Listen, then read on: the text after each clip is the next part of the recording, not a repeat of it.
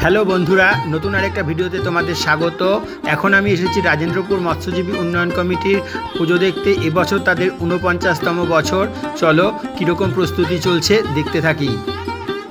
এবছর তাদের নিবেদন গুজরাটের নীলকণ্ঠ মন্দির। অসাধারণ রূপে সেজে উঠছে সমগ্র মন্দির প্রাঙ্গণ। শহরতলির পুজোগুলির মধ্যে এই পুজোটি যথেষ্ট নামকরা। এদের আয়োজনও খুবই ভালো হচ্ছে। তোমরা দেখতেই পাচ্ছ মণ্ডপে ঢোকার জন্য যে পথ তৈরি হচ্ছে লোহা দিয়ে, কি সুন্দর করে শক্তপোক্তভাবে তৈরি হচ্ছে।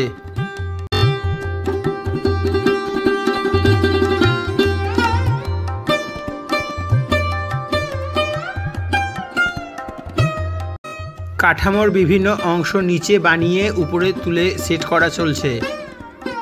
উদ্যোক্তাদের সাথে কথা বলে জানতে পারলাম আগামী 25 তারিখে মাতৃপ্রতিমা এইখানে প্রবেশ করবে।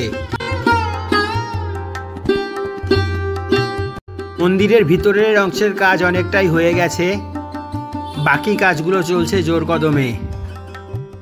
মণ্ডপের এই অংশে মা অধিষ্ঠিত হবেন। চলো মণ্ডপের ভিতরের অংশের কাজগুলো দেখতে থাকি।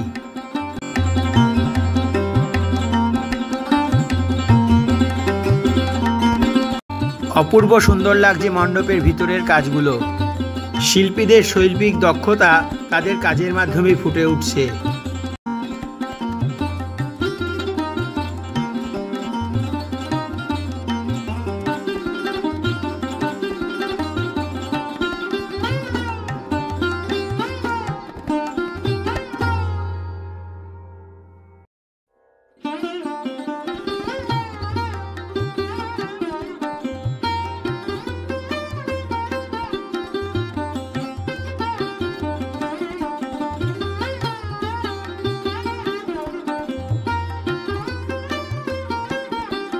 তোমাদের এই ভিডিও কেমন লাগলো তা অবশ্যই কমেন্ট করে জানিও। ভালো লাগলে চ্যানেলটি সাবস্ক্রাইব করে ও শেয়ার করে পাশে থেকো, উৎসাহ দিও। আরও নতুন ভিডিও নিয়ে শীঘ্রই হাজির হব।